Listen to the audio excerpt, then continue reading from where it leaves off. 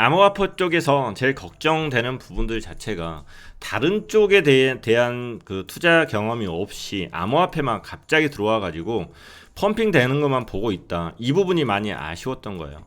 아쉬웠고 이게 위험하다 이렇게 이제 생각을 합니다. 제 생각 간단하게만 이제 이야기를 할게요.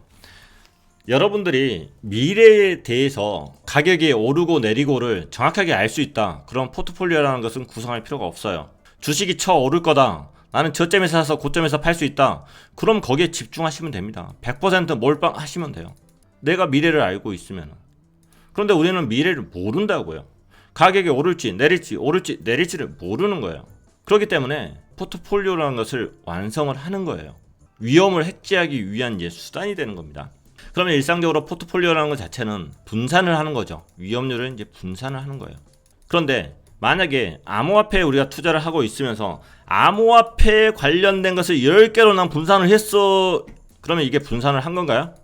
똑같이 위험한 거 아닌가요? 암호화폐 가격이 뚝 떨어졌다. 비트코인 뚝 떨어지면서 나머지도 뚝 떨어졌다. 정기 규제에 의해서 어마어마하게 가격이 떨어졌다. 그러면 여기는 위험은 그대로 있는 거예요. 위험은. 이건 분산이 아닌 거예요. 분산하고 분산 효과에 대해서는 구별을 해야 됩니다. 여러 개로 나누었다고 해서 그게 분산을 한 건 맞지만은 분산 효과가 있는 게 아니에요. 우리는 포트폴리오를 만드는 이유는 분산 효과를 보기 위해서 만드는 겁니다. 자산들의 움직임이 서로 상쇄가 되는 거예요.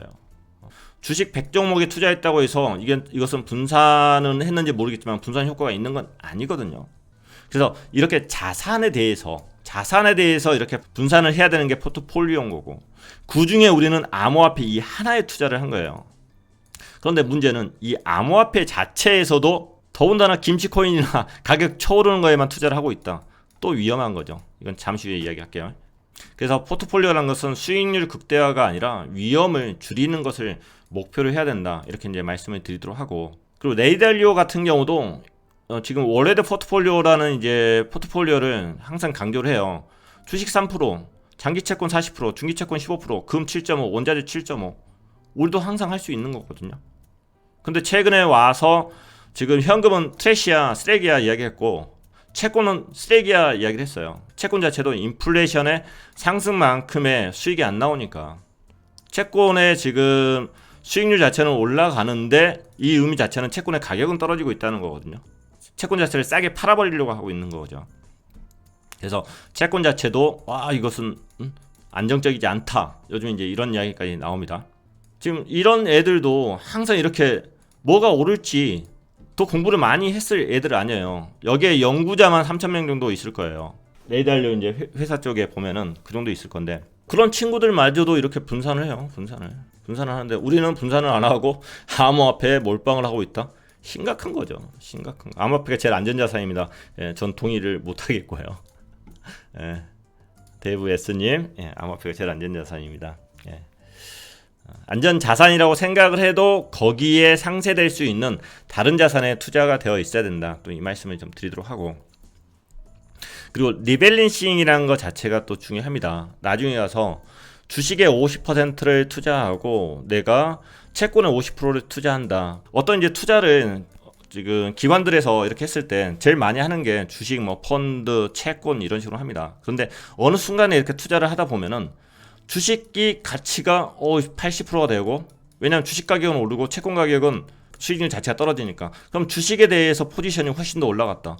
그럼 이거 다시 리밸런싱을 해야 되는 거예요. 리밸런싱을 한 번 샀다고 해서 그거 주구장창 갈 필요가 없는 거예요. 왜냐하면 처음에 샀을 때는 이게 시장이 어떻게 갈지를 모르는 거니까 일정한 기간을 두고, 아니면 일정한 수익률이 왔었을 때, 아니면 차트를 보고 이제 횡보나 이제 조정이 왔었을 때 수익률이 많이 있다. 그러면은 리밸런싱을 하는 거예요. 리밸런싱을.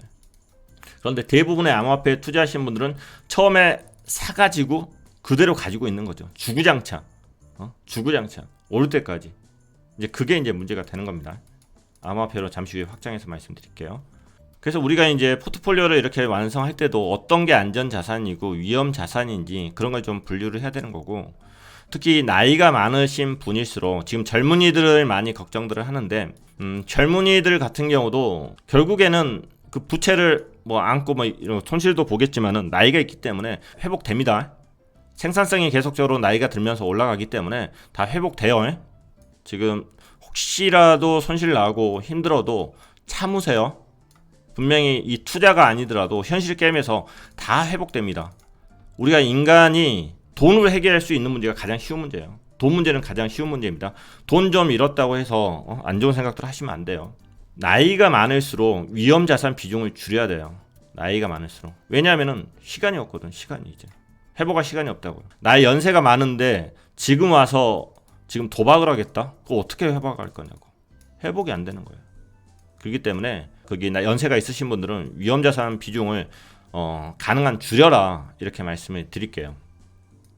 자, 이제 암호화폐 쪽으로 넘어왔어요. 암호화폐 쪽으로 넘어왔는데 우리가 고민해야 될 부분은 제가 방송을 통해서 이제 몇 번 이렇게 분류를 했습니다. 비트코인이 하나의 분류고 이드와 라코를 하나의 분류로 놓고 이 두 개의 성향은 비슷하더라.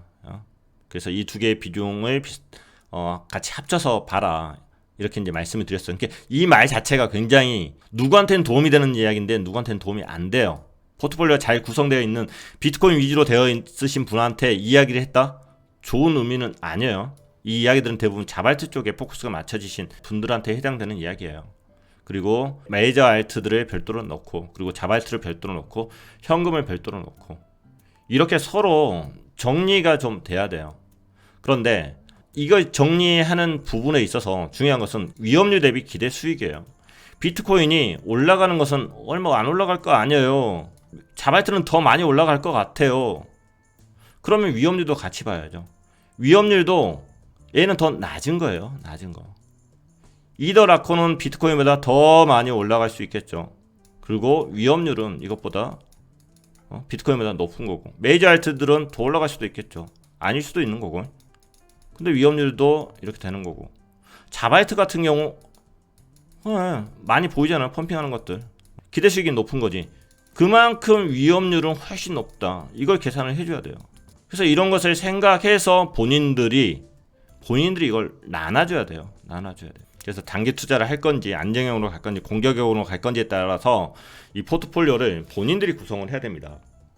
그렇죠. 공격형도 있고 본인들이 그 포트폴리오를 짜야 돼요. 짜야 되는데 중요한 것은 저 안에서도 안정형이 없다는 것 자체는 문제가 되는 거예요. 그러니까 멘탈이 털리는 거예요. 그래서 본인들의 자산에 대해서 엑셀로 좀 되어 있고 그리고 본인들의 자산군 자체가 어떻게 되어 있는지 이렇게 본인들이 만들어내야 돼요. 비슷하게 가는 것들. 메이저 알트 같은 경우도 성향이 같은 것들 좀 찾아놓고 여기가 안정적으로 하면 여기에 대한 비중을 얼마 정도로 갈지 그런 비중들을 만들어 놓고 나는 위험한 거 안 할 거야. 지금 어차피 자발트는 또 상황을 봐야 되는 거니까 분명히 자발트도 끝나지 않았다고 생각합니다. 끝나지 않았어요. 거래량 봤을 때는.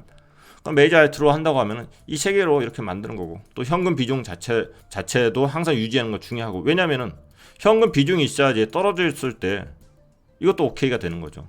현금 비중 없이 자산군만 있다? 그럼 무조건 올라야 되잖아. 무조건. 떨어졌을 때는 할 게 없잖아. 떨어졌을 때도 땡큐를 해야 되는데 그거 자체가 중요한 게 현금 비중을 가지고 있는 거다. 이렇게 이제 말씀드릴 수가 있어요. 그런데 저는 오늘 퀴즈를 드렸었나요? 지금 자산 자체가 최고점에 있었을 때만큼 다시 올라왔다. 왜냐? 물론 이제 고점에서 팔아가지고 저점에서 산 부분도 있어요. 그 부분도 있는데 그게 중요한 게 아니라 현금 자체를 비트코인으로까지 확대를 해놨다. 비트코인으로까지. 나는 이것도 현금이다. 그래서 장기 보관을 위한 비트코인도 있고 장기 보관 그리고 현금용 비트코인도 있다. 그럼 현금용 비트코인이 왜 좋냐? 가격이 오르면은 비트코인은 가격이 오르잖아요. 땡큐. 다른 것은 더 올랐는데 몰라. 그래도 나 지금 자발트도 있고 메이저도 있잖아. 그렇게 상관없어. 땡큐. 그리고 떨어졌다. 비트코인이 떨어지면은 알트코인은 더 떨어지잖아요. 기회가 더 생기는 거예요. 이게 올라도 좋고 떨어져도 좋은 전략인 거예요. 왜? 나는 아직도 이게 상승장으로 보고 있으니까. 이것도 하나의 전략입니다. 그래서 나중에 가서 뭐 추세 전환할 때 조금 더 해보고 싶다 뭐 이런 느낌들이 있으면은 이제 나중에는 자발트들이 메이저 알트들이 지금 조정 온 수준 이상으로 떨어집니다. 막 떨어집니다. 그럼 못 팔아요. 그러면은 그런 상황들이 가면은 자꾸 수익이 났으면은 자꾸 위험률을 줄이는 전략적으로 와야죠. 기대 수익만을 바라봤던 시간이 있었나 하면은 이제는 이것을 줄일 수 있는 전략들을 찾아가야죠. 혹시 라코르 메이저 알트 중 더 안전하다고 보시는 이유는 뭔가요? 계속적으로 말씀드렸는데 코인베이스 쪽에서 물량 자체를 25% 정도 보유하고 있는 물량이었습니다. 그래서 비트코인의 방향성하고 라코의 방향성이 비슷하게 가요. 그래서 비트코인 이더 라코 자체를 지금 한국에서는 라코를 그냥 쓰레기 취급을 하는데 월가 쪽에서는 라코 자체를 나쁘게 취급을 하진 않아요. 그래서 플레이어 자체들이 동일하다 이렇게 생각을 하는 겁니다.